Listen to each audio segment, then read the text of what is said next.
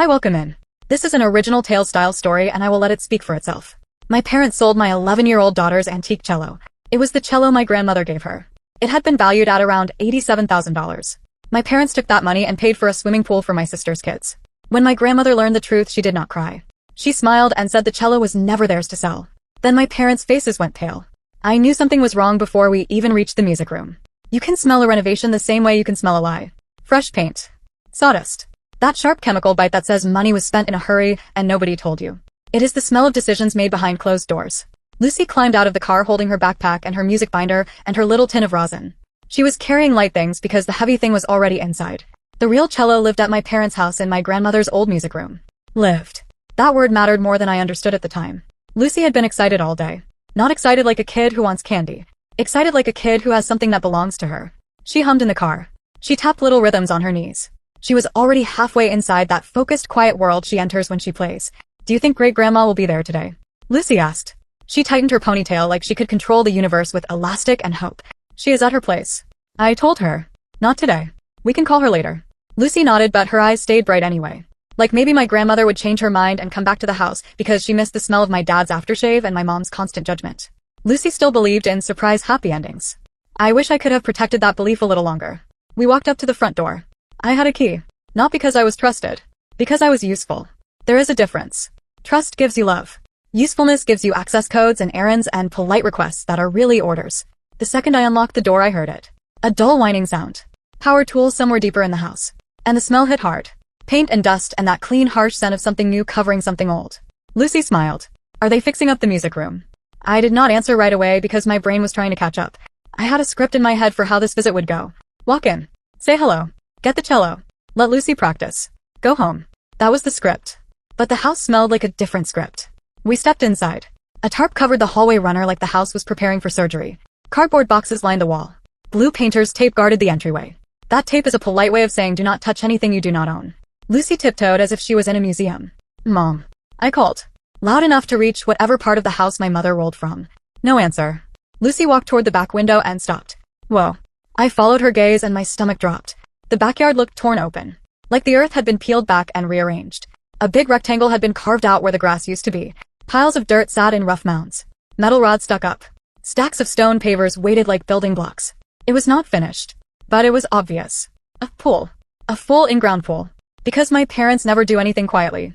If they can show it off, they will. Lucy blinked. Is that for us? There was so much hope in her voice that I hated everyone I shared blood with in that moment. I do not know. I said carefully. Let's get your cello. We walked down the hall toward the music room. That room had always been my grandmother's territory. Even when she lived with my parents. She turned that room into a protected space. It was temperature controlled. A humidifier hummed softly. Old sheet music filled the shelves. There was a lock on a cabinet because my grandmother trusted people exactly as much as they deserved. Lucy loved that room. She used to say it smelled like polish and peppermint tea. I used to say it smelled like boundaries. Like a life where you could say no and have it respected. I pushed the door open. The humidifier was still running. The stand was still there. The chair was still there. But the corner where the cello case always rested was empty. Not moved. Not put away. Not covered. Empty. Lucy did not scream. She did not even inhale. She froze like her body had turned into stone. Then she walked to the corner slowly. Like she was approaching an animal that might bite. She looked down at the carpet. She looked behind the chair. She looked along the baseboard like the cello might have rolled under something, and no one noticed for days. Then she turned to me. Did great-grandma change her mind? Lucy asked. Her voice was small and careful. Like even asking might get her in trouble. My throat tightened. No. I said. Lucy swallowed. Then where is it?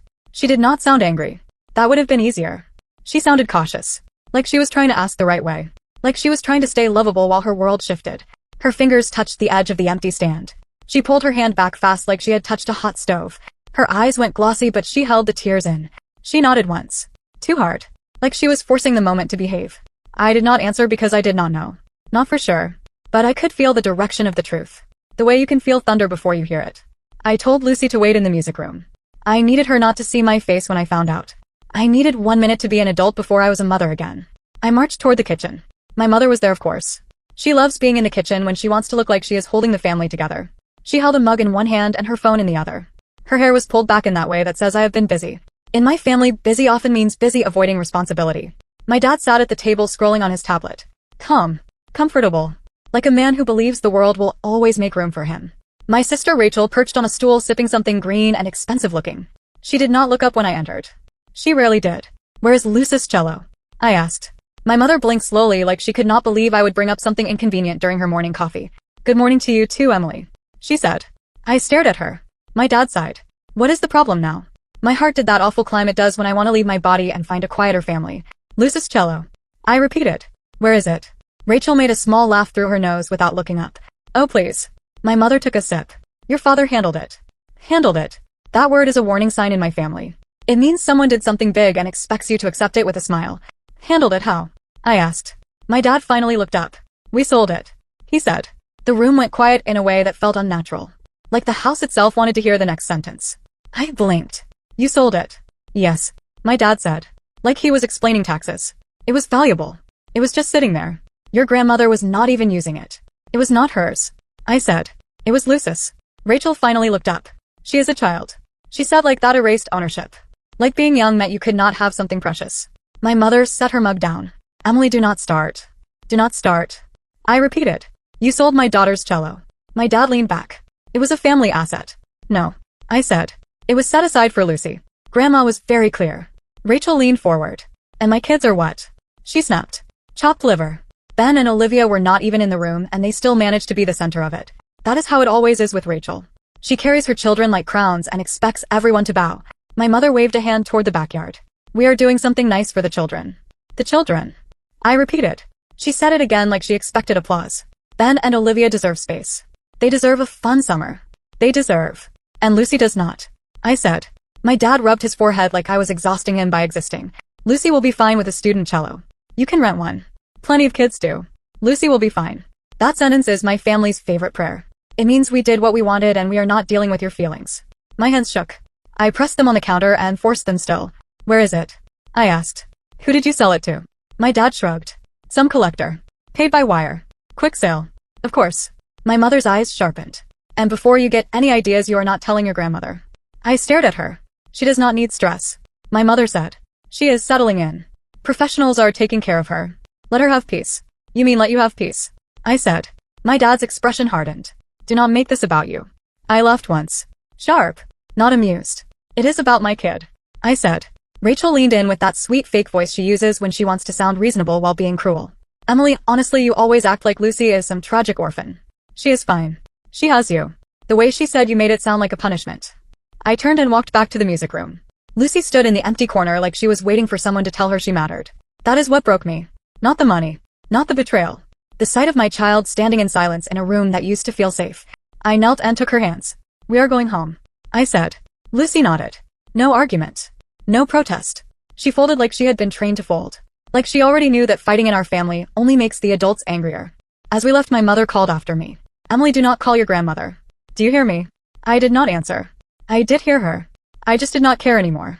On the drive home, Lucy stared out the window. I kept my eyes on the road because if I looked at her too long I might cry and she needed at least one of us to be steady. That night Lucy practiced on the battered student cello her teacher kept for emergencies. It sounded like a cardboard box with strings. Lucy did not complain. She adjusted her posture. She set her bow. She tried again. Each time the sound came out thin and wrong, she blinked hard like she was holding something inside. I stood in the doorway pretending I was casually watching. Like this was normal. Like my child had not been robbed. Finally Lucy stopped. She set the bow down carefully. I can still practice, she said. Very careful. It is just harder. I know, I said. Lucy nodded and stared at her hands. Maybe great-grandma did not mean for it to be mine yet. She whispered. Something inside me went very still. Lucy had spent weeks in that music room with my grandmother. Learning from her in a way I could not give. Not because I did not love Lucy. Because love does not automatically come with talent. My grandmother had talent. Lucy has it too. It skipped me like the universe decided not to put all the gifts in one place. My grandmother used to sit beside Lucy and correct her grip with 2 fingers and a look. She would say gentle, strange things like your left hand is talking too loudly. Lucy would giggle and fix it. My grandmother praised her in a way children need. Specific. Honest. Real. Better. That was better. Not the empty kind of praise. Not the kind you say while staring at your phone. With my grandmother, Lucy felt seen in a family where she often had to shrink. In my parents' house, Ben and Olivia could shout and spill juice and run through halls like tiny kings and queens. Everyone called it adorable. They are spirited. They are lively. They are kids being kids. Lucy was expected to be quiet, polite, grateful. If Lucy laughed too loudly, my mother would say, inside voice, sweetheart. with a smile that did not reach her eyes. If Ben yelled, my dad would laugh and say he has lungs on him. If Olivia demanded attention, Rachel would scoop her up like she was famous. If Lucy needed anything, it was treated like an inconvenience. Lucy learned to take up less space the way other kids learn math. My grandmother noticed. She did not always fight my mother because family politics are landmines. But my grandmother did something quieter. She carved out a place where Lucy did not have to apologize for existing. That place was the music room. Storing the cello there made sense. My apartment was small. Sound traveled. Neighbors complained. And that antique instrument was not something you left near a heater and hoped for the best. My grandmother's room was controlled. Protected. The cabinet locked. The humidifier hummed like a promise. My grandmother had also been careful in a way my parents never respected. She had the cello appraised. Photographed. Documented. She once showed me a file and said, this is not just sentimental. It is valuable. People get strange around valuable things. I nodded because yes, they do. I just did not expect people to mean my parents. My grandmother moved out recently into a place my mother described as perfect and safe and peaceful. It might have been fine for my grandmother. It was definitely easier for my mother. The move had been preceded by months of comments about how hard it was and how she needed professional care and how it was not fair to all of us. All of us never included me. Even though I showed up. Even though I visited. Even though I helped. My grandmother did not leave crying. She left with a straight spine and a quiet decision. But once she was gone, the energy in the house shifted. The last set of eyes that mattered had left the room. And my family did what they always do when no one is watching. They took. Lucy went to bed early that night. She hugged me tightly like she was using my ribs to hold herself together. After she fell asleep, I sat at my kitchen table and stared at my phone. I kept hearing my mother's voice. Do not tell your grandmother. Do not upset her. Not protect her feelings. Do not tell her. Like the truth was a weapon and they expected me to keep it hidden for their comfort. I realized something then. I spent most of my life trying not to be difficult. I thought being easy was the same as being loved. It is not. It is just easier for everyone else. And I was not going to teach Lucy that lesson. So the next morning I drove to my grandmother's new place. She lived in a clean, bright apartment in a community that smelled like lemon cleaner and expensive hand soap. It was not depressing. It was controlled. There is a difference. The front desk worker smiled and asked who I was visiting. Margaret. I said. Oh. She said warmly. She is in the lounge. She has been expecting you. Of course she had. My grandmother sat in an armchair with a book in her lap. Her glasses rested low on her nose like she was ready to judge the writer personally. She looked up the second I entered. Sit. She said. Your face is doing that thing. I sat across from her and tried to breathe. They did it. I said. My grandmother did not flinch. She waited. So I told her. The missing cello. The pool. The words my parents used. Family asset. Lucy will be fine. Do not tell Grandma. My grandmother listened without interrupting. Not the way people listen when they are shocked. The way people listen when they are collecting information. When I finished, she closed her book slowly. And Lucy? She asked. She went quiet. I said. She asked if you changed your mind. My grandmother's expression did not crumble. It hardened. Not into drama. Into clarity. She thought it was her fault. My grandmother said softly. I nodded. My grandmother let out one sharp breath. When did you last see the file? She asked. What file? I asked. The cello file. She said. The documentation. Months ago. I said. You showed me. Good. She said. Then she leaned forward. Do you have any photos of the construction? Any messages about the pool? Anything that shows timing? I can get screenshots. I said. Because Rachel posts everything. Rachel would post the sky if she thought it made her look important. My grandmother nodded. Do that. I stared at her. Grandma, are you okay? My grandmother looked over her glasses and said I am not the one who should be worried. Then she picked up her phone. I am making a call. She said. Her voice was calm. Too calm. The calm that means a storm is coming, but it will arrive wearing a suit. She made the call. Quiet. Short. Then she hung up. I will handle it. She said. I blinked. Handle it how? My grandmother gave a small smile. Not with yelling. She said. With facts. Then she squeezed my hand. Lucy is going to get her cello back. She said. My throat tightened. How do you know? My grandmother looked me straight in the eye. Because it was never theirs to sell. I froze. She watched my face. Then she spoke gently like she was choosing how much of the truth I could hold at once. I will explain later. She said. Go home. Be with Lucy. Let her practice. Keep her safe. What about Mom and Dad? I asked. My grandmother smiled again. Small. Cold. Let them enjoy their pool while they can. I drove home with my hands tight on the steering wheel. Then nothing happened for a while. Weeks passed. Lucy practiced on a rental and on the student cello. The rental was better, but it was not hers. The sound did not bloom the same way. The instrument did not respond the same way. Lucy adjusted anyway because Lucy adapts even when she should not have to. The worst part was she did not complain. She simply grew quieter. Meanwhile, my parents posted pictures of construction like they invented concrete. Rachel posted photos of her kids holding pool toys. Captions about memories and blessings. Smiles everywhere. No apology. No mention of the cello. Just the shiny proof of what my daughter lost. Then a family message arrived. Pool party. Weekend. Bring a dish. No please. No sorry. Just an announcement. Lucy looked at me when she saw the message on my phone. Are we going? She asked. I opened my mouth and did not know what to say. The next morning my grandmother called. We are going, she said. Grandma. I asked. What are you doing? She answered calmly. I am doing what I should have done earlier. I will not let Lucy watch you swallow this. That sentence hit me harder than any insult my parents ever gave. Then my grandmother said something else. It is in motion. She said. What is? I asked. The cello. She said. My heart kicked. What do you mean? You will see. She said. Saturday arrived. Hot sun. Perfect pool weather. Lucy wore her swimsuit under her clothes because she still wanted to believe in something good. We pulled up to my parents' house and cars lined the street. Relatives. Neighbors. People my parents loved to impress. The backyard looked like a magazine. Blue water. New stone. Neat chairs. String lights. Ben and Olivia screamed with joy and everyone laughed. Rachel held a drink and played host like she owned the world. My mother stood near the grill acting like a queen in her court. My father smiled like the pool proved he was right about everything. Then Lucy and I walked in. My mother's smile tightened for a moment then returned. Emily. She said. You made it. Hi Mom. I said. Rachel looked Lucy up and down. Hey. Lucy nodded politely. I watched Lucy stare at the pool. At the water. At the stone. At what her cello had been turned into. Her fingers tightened around her towel. I placed my hand on her shoulder. She leaned into it. My father clapped his hands and started making a speech about family and fun and the kids. People applauded. Rachel raised her glass and said a toast. Then someone asked where my grandmother was.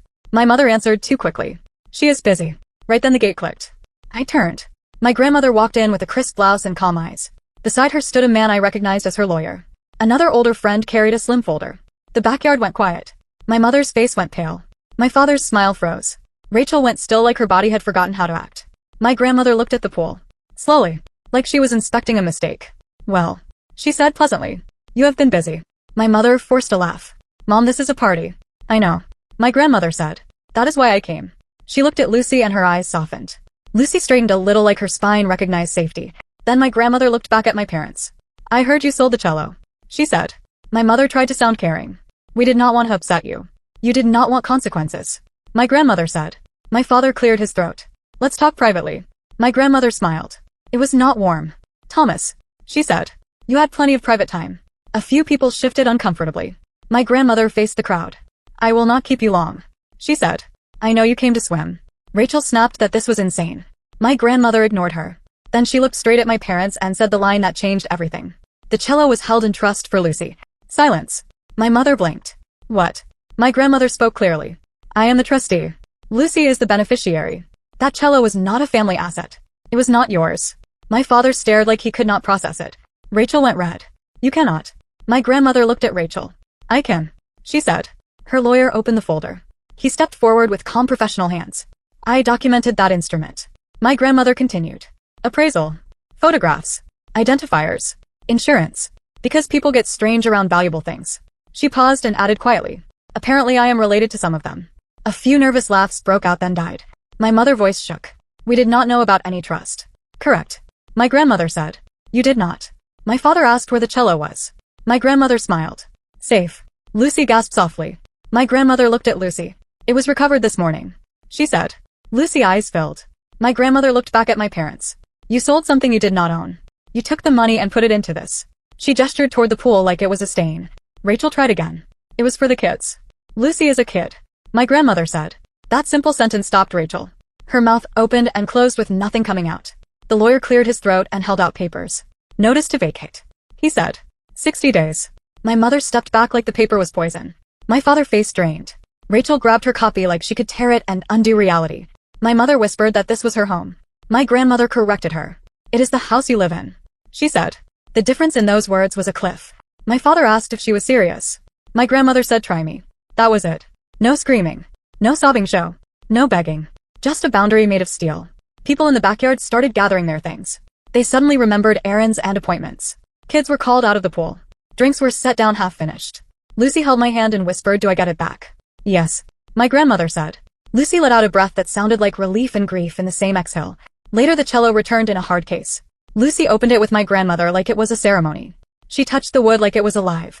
She hugged my grandmother, so tightly my grandmother closed her eyes for a moment. My parents learned what it means to sell something you do not own. The buyer wanted repayment. Fast. Loud. Without sympathy. The pool that looked like a trophy started to look like a bill. 60 days passed. Rachel tried to distance herself. My parents tried guilt. They tried to blame me. They tried to blame my grandmother. They tried to blame everyone except themselves. My grandmother did not move. When my parents finally left the house, they acted like victims. But the truth is simple. They stole from a child and called it family. Lucy changed after that. She started taking up space again. She laughed louder. She spoke up. She stopped apologizing for wanting what was promised to her. And I changed too. I stopped confusing peace with silence. My grandmother moved back into the house later on her own terms. Not as an inconvenience to be managed. As the person who belonged there. The music room became a sanctuary again. Lucy practiced there with her real cello, and the sound filled the house the way it was meant to. When Lucy auditioned for youth orchestra, she walked in with steady hands and a steadier heart because she had learned something important. When adults try to steal your future and build something shiny for themselves, you do not have to accept it. You can tell the truth. You can draw a line. You can protect what matters. So tell me what you think. Did my grandmother go too far or not far enough?